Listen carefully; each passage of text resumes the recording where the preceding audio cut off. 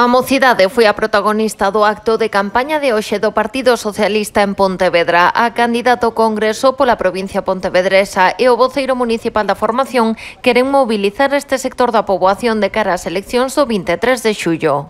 Só a través da política, a través do voto e a través do goberno que saia das urnas o próximo 23 de xullo van ter un camiño ou van ter outro que vai condicionar o resto da súa vida. E aí pois poden elixir, non? E poden elixir efectivamente entre un goberno como é un goberno do Partido Socialista e o goberno de Pedro Sánchez, que apostou pola mocidade, que considerou a mocidade como un sector específico de poboación digno de políticas concretas e de necesidades concretas que teñan que ser resoltas desde o goberno de España e que predicou con ese exemplo. Adrio e Puentes contaron co apoio das Xuventudes Socialistas de Galicia. Xuntos compararon o paquete de medidas impulsadas por Sánchez a prol da mocidade e as propostas de Alberto Núñez Feijóo. Mentres o Goberno de España aposta polo transporte público, pola gratuidade, pola sostenibilidade e aposta pola vivenda, contrastámolo cun goberno da Xunta do señor Feijóo que nin vivenda pública, nin axudas de acceso para a mocidade, únicamente privatización e liberalización do transporte público a favor de Monbús.